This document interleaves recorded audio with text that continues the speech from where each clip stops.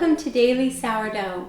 The holidays are coming so fast and it's time to get thinking about all that holiday baking you want to do.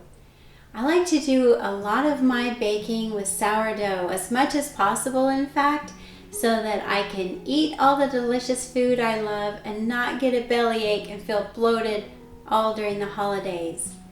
But that takes a little thinking ahead, so I thought I'd make a video and share with you some of the tips on how to prepare ahead of time so that you can make all the things you love out of sourdough. The first thing I like to do is prepare my pumpkin pies ahead of time. Years ago, I had an 80-year-old neighbor who taught me how to make pumpkin pie and then put them in the freezer for later. And I've been doing it ever since. It's one of the best tips ever. So what I do is make the sourdough pie crust, and there is a link below on how to make the sourdough pie crust. So make the pie crust, then fill your uncooked pie crust with your pumpkin pie filling. Put it on a cookie sheet and put it right into the freezer. Then once that's frozen, take it back out of the freezer and slip it into a Ziploc bag. And I get those 2.5 gallon size Ziploc bags because I make a big pie, and so that'll fit into the Ziploc bag. And then put that in the freezer again and just save it for later. So I might have 4 or 5 pumpkin pies in the freezer that I can just pull out whenever I have company or need a pie. If the pumpkin pie is in a tin pie dish, then you can just put it right into the oven. Just put it on a cookie sheet, put it directly into the oven. You don't need to thaw it out. If it's in a glass or ceramic pie dish, then set it on your counter and let it come to room temperature, then put it on a cookie sheet and bake it. But they're all ready to go in the freezer. It's a really wonderful thing. For other pies, you can just make the pie crust and leave it unfilled and freeze it that way.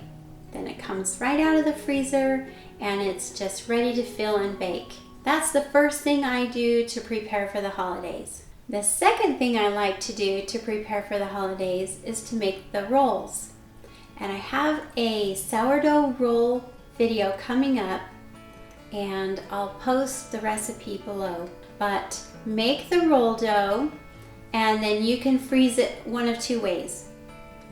You can shape the rolls and then place them on parchment paper on a baking dish, cookie sheet, something like that. Just little balls. Put them in the freezer, freeze them.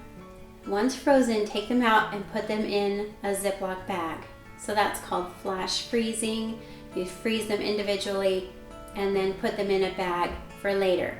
Then when you're ready to bake them, take them out of the bag, put them in your baking dish, a buttered baking dish, let them rise. It would take probably twice as long to rise because they have to thaw, then rise. So be sure and prepare for that. And then pop them in the oven. Another way to freeze them is to shape them, put them directly into the dish you want to bake them in, then freeze the whole dish. Then when you're ready to bake, say Thanksgiving morning or Christmas morning, pull them out of the freezer, let them thaw on the counter and rise, and then bake them. Those two tips right there are so helpful in your holiday baking. It will really free up a lot of time. You can do the same thing with cinnamon rolls, and there's a link below for my cinnamon roll video, which they are fantastic. The best ever cinnamon rolls.